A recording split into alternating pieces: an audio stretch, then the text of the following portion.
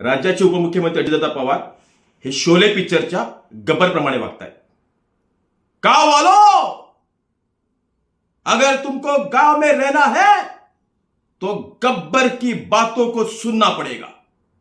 अजितदादा, आपल्यासारखे जबाबदार व्यक्तीकडनं हे वक्तव्य, मला असं वाटतं की राज्याचा आणि देशाचा एक लोकशाहीमधला नागरिक म्हणून की अजितदादा पवार जे राज्याचे उपमुख्यमंत्री आहेत त्यांच्याकडनं झालेलं वक्तव्य हे अत्यंत अशोभनीय आहे। दादा, ज्या निधीबद्दल तुम्ही बोलताय तो निधी जनतेच्या खिशातनं येतो, तुमच्या खिशातनं येत नाही, हे लक्षात ठेवा। आणि ज्या पद्धतीने तुम्ही आज मतदारांशी तुम्ही बोलता की तुम्ही जर मतदान न केलं नाही तर निधी नाही, आणि जर तुम्हाला निधी हवा तर मतदान करा, नाहीतर मी काट मारतो, हे वक्तव्य लोकशाहीला शोभणारं नाहीये, अशोभनीय आहे। पंचायत राज स्थानिक स्वराज्य संस्थांच्या निवडणुका या गरिबांच्या असतात, गोरगरीब कार्यकर्त्यांच्या असतात।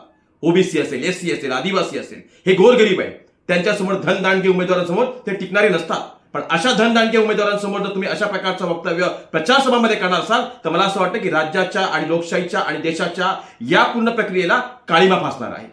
राज्याच्या निवडणूक आयोगाने या वक्तव्याची दखल घेतली पाहिजे। पण मी स्वतः या लोकशाहीमध्ये देशामध्ये राहणारे कार्यकर्ता म्हणून राज्याचे उपमुख्यमंत्री अजितदादा पवार यांच्या या वक्तव्याचा जाहीर निषेध करतो।